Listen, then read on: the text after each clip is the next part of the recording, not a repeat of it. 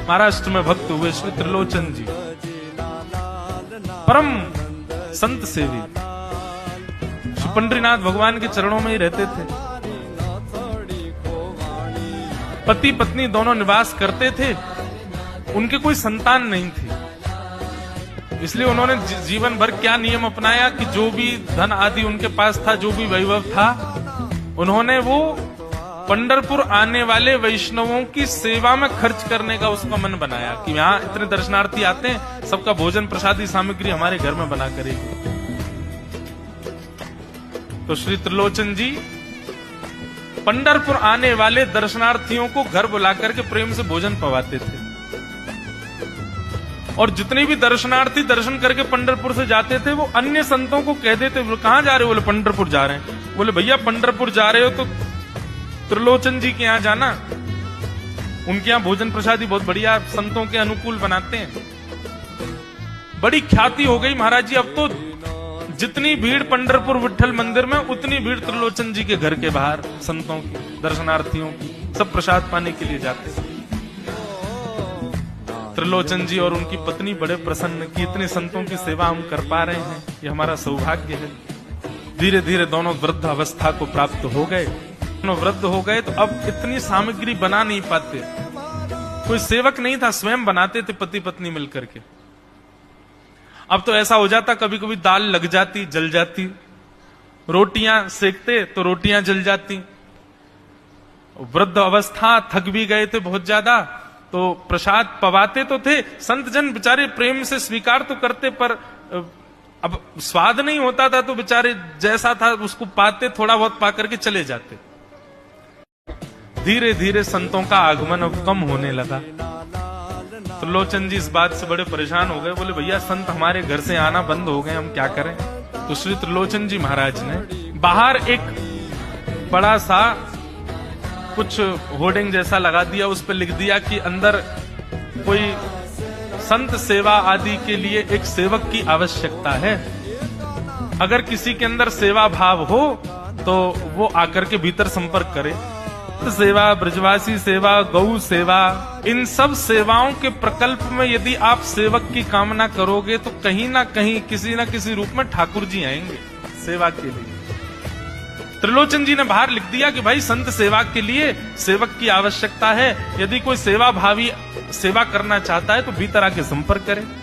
अब ये बोर्ड पढ़ लिया हमारे श्री पंडरीनाथ भगवान ने, और श्री विठल भगवान एक छोटे से बालक का रूप धारण करके त्रिलोचन जी के यहाँ पहुंच गए।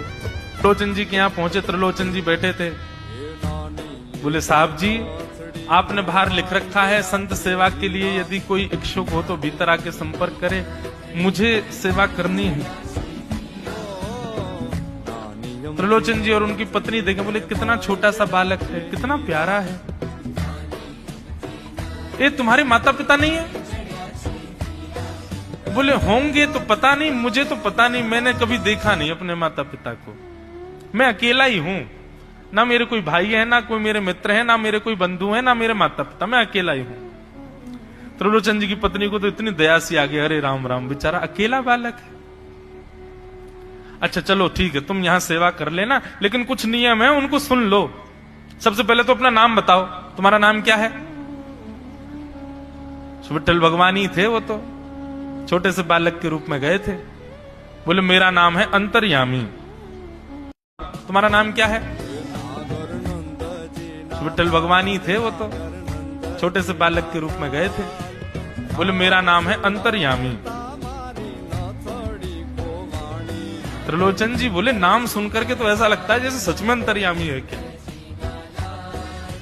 अच्छा बेटा अंतर्यामी, सेवा करोगे? बोले ये सेवा करना तो मेरा जन्म जन्मांतर का काम है, मैं यही तो करता हूं। संतों की सेवा करना, वैष्णवों की सेवा करना, भक्तों की रक्षा करना, ये मेरा जन्म सिद्ध अधिकार है, मैं इसी के लिए ही आता हूं। त्रिलोचन जी और उनकी पत्नी एक दूसरे का मुख देख करके बोले, नेक सा बालक है लेकिन बोलता कैसे है? ठाकुर जी तो सत्य बोल रहे थे।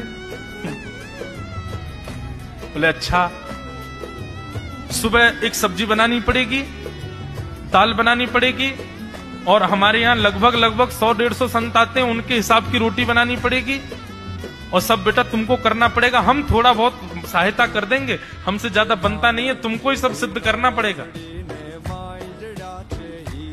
अंतर्यामी भगवान बोले बिल्कुल निश्चिंत रहो, हम खीर भी बनाएंगे, हम रबड़ी भी बनाएंगे, हम रायता भी बना दिया करेंगे, हम 2-4 सब्जी और बना दिया करेंगे।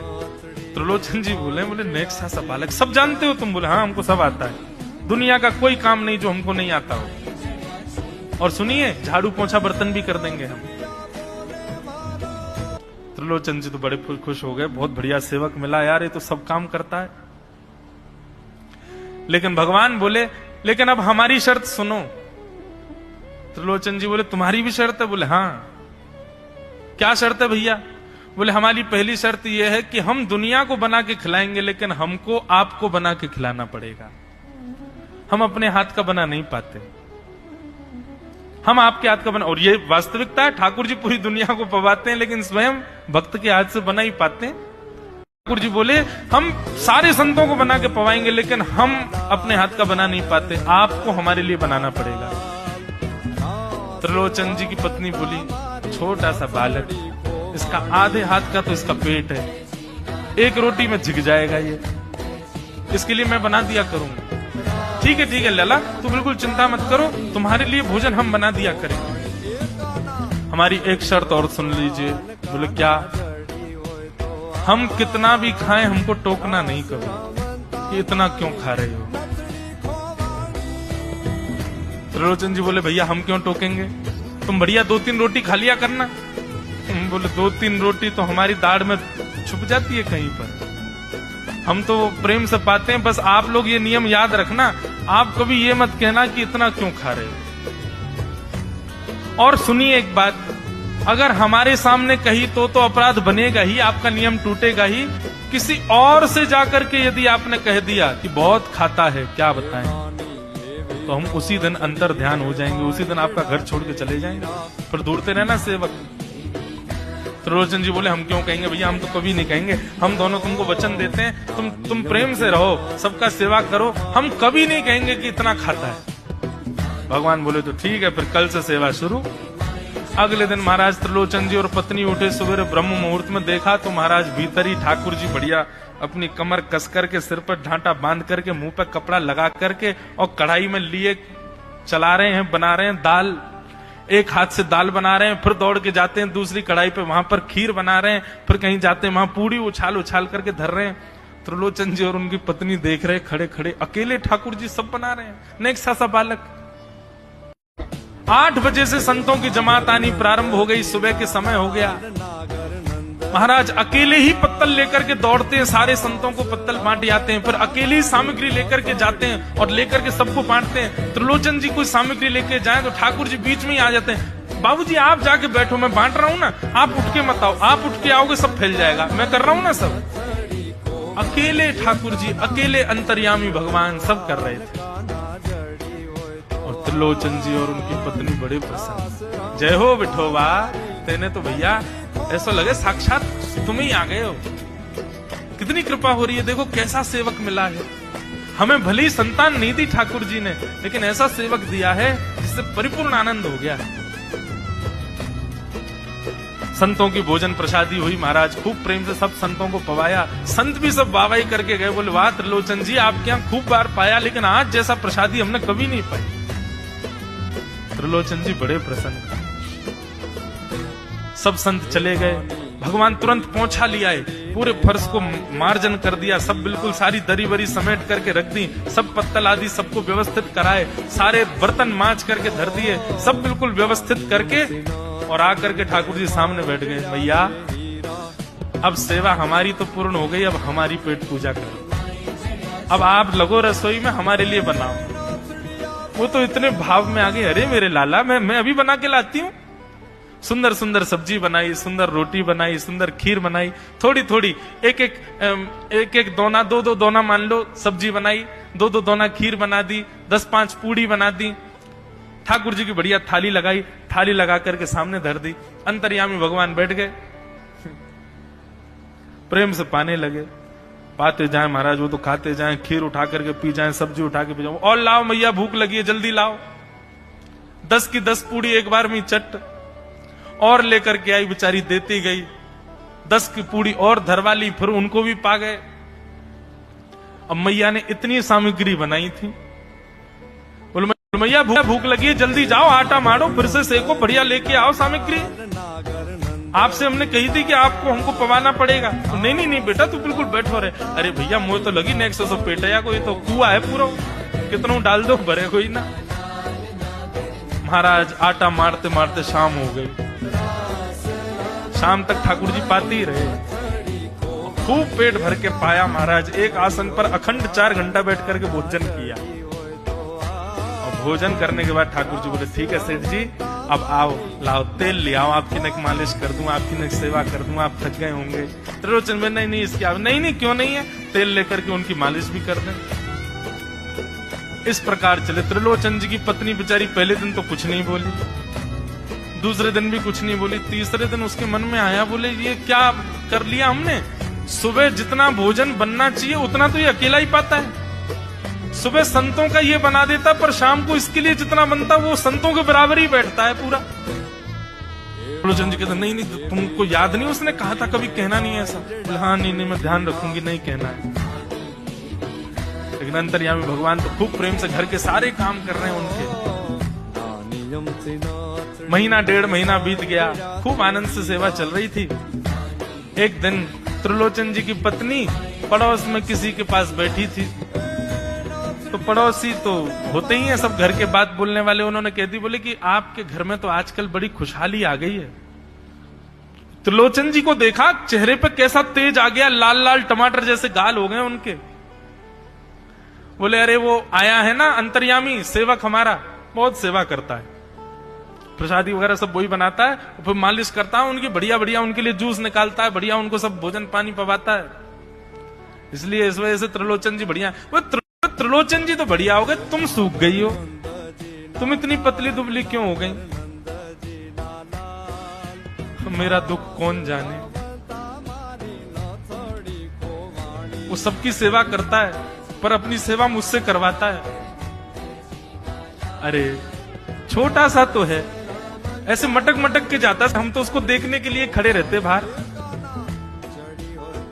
कैसे बढ़िया लगता है। कई लोग तो देखने ही आते हैं उसको कि कैसे सब्जी परोस रहा है, कैसे पूड़ी परोस रहा है, कितना सुंदर लगता है। छोटा सा तो है, उसकी क्या सेवा करनी पड़ती है। अरे बहन तुम क्या जानो, 2, 4, 5, 10 किलो आटे की कब कब में रोटियां पूड़ियां खा जाता है चपेट करके, कुछ पता नहीं चलती। पेट है, कुआ है, समुद्र क्या है, पता नहीं चलता है। इतना खाता है, इतना खाता है, इतना खाता है। 4 घंटे की समाधि पर बैठता है एक साथ, थाली नहीं थाल लगाना पड़ता उसके लिए, इतना खाता है। जैसे ही कहा इतना खाता है, ठाकुर जी अंतर ध्यान हो गए। शाम का समय, त्रिलोचन जी रोज शाम होते ही बैठते थे, थोड़ी देर कुछ चर्चा आदि करते थे भक्तों की। त्रिलोचन जी ने बुलाया, अंतर्यामी, ओ बेटा अंतर्यामी कहाँ हो, जल्दी आओ, चलो शाम हो गई है, थोड़ी देर बैठे, कुछ सत्संग करें, कीर्तन करें। अंतर्यामी नहीं आए। पूरे घर में खोज लिया, ठाकुर जी नहीं मिले। रसोई घर में खोज लिया, ठाकुर जी नहीं मिले। पड़ोसियों से पूछ लिया, नहीं मिले। सब्जी मंडी देख आए, ठाकुर जी नहीं मिले। पूरा पंढरपुर देख लिया, लेकिन ठाकुर जी नहीं मिले। त्रिलोचन जी बड़े उदास हो गए। पत्नी से कहने लगे, पता नहीं कहां चला गया, कहां गया होगा, पता नहीं। देवी तुमने उससे ये तो नहीं कह दिया था कि इतना क्यों खाती। बोले नहीं मैं तो कान पकड़ती हूं, मैं कभी नहीं कहती उससे। बोले किसी और से तो नहीं कहा था ना तुमने, क्योंकि उसने वचन दिया था ऐसा कहोगे तो मैं चला जाऊंगा। बोले हाँ आज एक गलती हो गई, पड़ोसी के पास बैठी थी, उससे बात करते करते मेरे मुख से गलती से निकल गया कि अरे उसके लिए तो बहुत बनाना पड़ता है, 10 किलो आटा खा जाता है, इतना खाता है, तो निकल गया था। समझ गए। बोले ओहो इसीलिए चला गया, उसको पता चल गया कि तुमने कह दिया है तभी चला गया है। त्रिलोचन जी और उनकी पत्नी दोनों श्री पंडरीनाथ भगवान मंदिर के दहली पर जाकर के बैठ गए। जाकर के ठाकुर जी के आगे हाथ फैला करके कहने लगे, बोले नाथ, हे पंडरीनाथ, आपने हमको संतान नहीं दी, पुत्र नहीं दिया, पुत्री नहीं दी जीवन में, हमने कभी उसकी अपेक्षा नहीं की, हमने कभी आपसे शिकायत नहीं की कि हमको संतान क्यों नहीं दी। पर नाथ एक सेवक हमारे जीवन में आया, और जब से वो सेवक आया हमारे यहाँ संतों की सेवा होने लगी, हमारे यहाँ कीर्तन होने लगा, हमारे यहाँ सत्संग होने लगा, हमारे यहाँ खूब आनंद की उमंग होने लगी। उस सेवक ने हमको आपसे और प्रेम करवा दिया। ठाकुर जी, हम आज आपसे दोनों भीख मांग रहे हैं, हमें कुछ मत दीजिए, आप भी मत मिलिए हमको इस जन्म में, लेकिन हमारे उस सेवक अंतर्यामी को हमको वापस कर दीजिए भगवान, वो जहां कहीं भी हो उसको वापस भेज दो हमारे पास। ऐसा कह करके रुदन करने लगे, नेत्रों से आंसू गिरने लगे, चरणों में प्रणाम करके श्री पंडरीनाथ भगवान को रुदन करने लगे त्रिलोचन जी और उनकी पत्नी। इतने में ही स्वर सुनाई दिया, बाबूजी। अंतर्यामी का स्वर सुनते ही पीछे मुड़ करके देखा तो पीछे तो कोई दिखा नहीं। अरे इधर देखिए, पीछे कहां देख रहे हैं? वापस से पंडरीनाथ भगवान की ओर देखा तो श्री पंडरीनाथ भगवान की जगह ही अंतर्यामी बालक खड़ा हुआ है, सामने खड़े होकर के उनको आशीष दे रहा है। त्रिलोचन जी तो भाव विह्वल हो गए, बोले कैसी कृपा नाथ आपकी। बोले आप ही थे क्या? बोले तो इतनी अच्छी संत सेवा, इतनी अच्छी खीर, इतनी अच्छी पूड़ी, इतनी अच्छी सब्जी, और आपकी जो सेवा और इतने अच्छे अच्छे सत्संग कीर्तन, ये मेरे अलावा कौन कर सकता है? संतों की सेवा तो मैं ही करता हूं ना। आपने संत सेवा के लिए सेवक मांगा था, इसलिए मैं ही आपके यहां चल करके आ गया। और श्री त्रिलोचन जी पर अद्भुत कृपा करके भगवान ने उनको कृतार्थ